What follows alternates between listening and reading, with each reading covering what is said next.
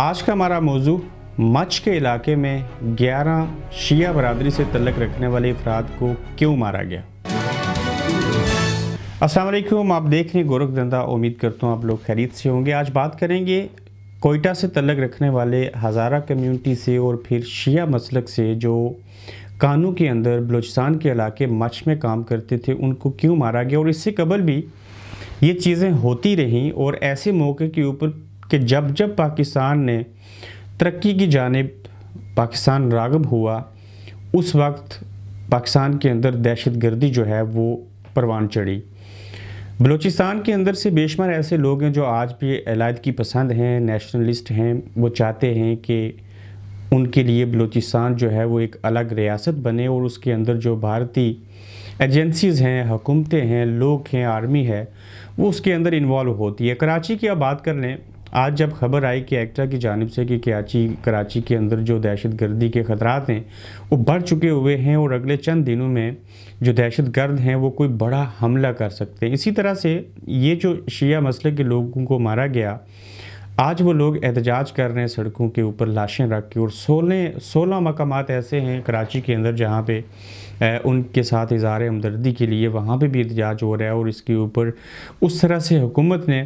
کوئی چیز سامنے نہیں لائی، ان کے ساتھ ہمدردی نہیں کی۔ خان صاحب وہاں نہیں پہنچے، ایک وزیر گئے وہاں پہ، ہم نے ویڈیو میں دیکھا کہ یہ جو دہشت گردی ہے اس کے پیچھے وردی ہے، اس طرح کے بھی نعرے لگ رہے ہیں۔ اور ہمیشہ اس ایریے کے لوگوں کو مار کے، خاص کر شیعہ مسلک کے لوگوں کو مار کے پاکستان کے خلاف جو تھی وہ نفرت بھڑکائی گئی۔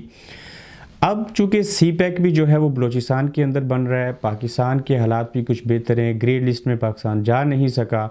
اور ان لوگوں کو مار کے دہشت گردی کا ایک بڑا واقعہ کر کے جو آج تک لاشیں رکھ کے احتجاج کر رہے ہیں، یہ ثابت کرنے کی کوشش کی جا رہی ہے کہ پاکستان ایک دہشت گرد ملک ہے۔ اور بھلا اس سے قبل تو سنتے تھے کہ سنی جو ہیں انہوں نے شیعہ کو مارا،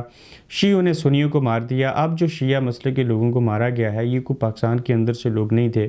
یہ باہر سے دہشت گرد تھے، یہ پلان کیا گیا تھا، اور پاکستان کے اندر نفرت اور دہشت گردی کے ٹائٹل کو مزید مضبوط کرنے کے لیے، یہ پاکستان کے اوپر ٹیگ لگانے کے لیے کام کیا گیا۔ لیکن میں ذاتی طور پہ سمجھتا ہوں کہ عمران خان صاحب کو وہاں پہ جانا چاہیے۔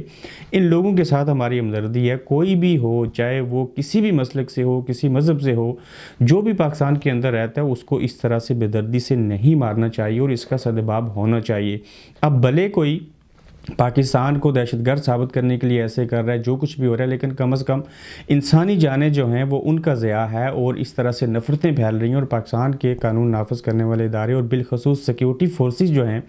ان کو اس کے اوپر نظر رکھنی چاہیے، اور کم از کم وہ بلوچستان جہاں کے لوگوں کو پہلے حق نہیں ملتا تھا، وہ شیعہ برادری جو اس سے قبل بھی وہ مرتے رہے، وہاں پہ توجہ دینی ہوگی، ان لوگوں کو اپنے حقوق دینے ہوگے۔ کوئٹہ کی بات کر لیں آپ، کتنا ٹائم لگا ہمیں کوئٹہ کے اندر سے وہ انگریزوں کے دور کے کالے قانون جو تھا اس کو ختم کرنے کے لیے حکومتی ریٹ وہاں پہ قائم ہوئی۔ پہلے افغانستان کی طرف سے بارڈرز کھلے تھے، دہشت گردی اور زیادہ تھی، یعنی کہ پاکستان کا جو علاقہ کوئٹہ یا بلوچستان ہے تو پاکستان کا حصہ، لیکن آج تک میں یہ ذاتی طور پہ سمجھتا ہوں کہ یہ واقعہ اس وجہ سے ہوا، یا اس وجہ سے یہ واقعات رونما ہوتے ہیں کہ ہمارا ملک ہے، ہماری وہ سرحدیں ہیں، لیکن ہمارا کنٹرول ان کے اوپر نہیں ہے۔ یا تو ود ان دا بلوچستان کے رہنے والے جو لوگ ہیں وہ ان چیزوں کا حصہ بنتے ہیں، مہرہ بنتے ہیں، اور جو بیرونی قوتیں ہیں جیسے بھارت ہمیشہ سے انوالو ہو کے ہم اس کے اوپر الزام بھی لگاتے ہیں، اور یہ حقیقت بھی ہوتی ہے کہ وہ ان لوگوں کو استعمال کر کے اس طرح کے واقعات کراتے ہیں۔ تو بہرحال جو بھی ہے، ہم اظہار ہمدردی کرتے ہیں ان لوگوں کے ساتھ۔ اس معاملے کے اوپر حکومتی جو ذمہ داران ہیں ان کو ان کے پاس جانا چاہیے۔ انہوں نے جو لاشیں رکھ کے دھرنا دیا ہوا ہے، یہ لاشوں کی بے حرمتی ہے، اس کا سدباب ہونا چاہیے، ان کو کچھ فرض دینے چاہیے، اور ان کو تسلی دینی چاہیے کہ ہم اس واقعے کی انکوائری کروائیں گے، اور ذمہ داران کو جو ہے وہ کیفر کردار تک پہنچایا جائے گا۔ آپ دیکھ رہے ہیں گورکھ دندہ ابرار قریشی کے ساتھ۔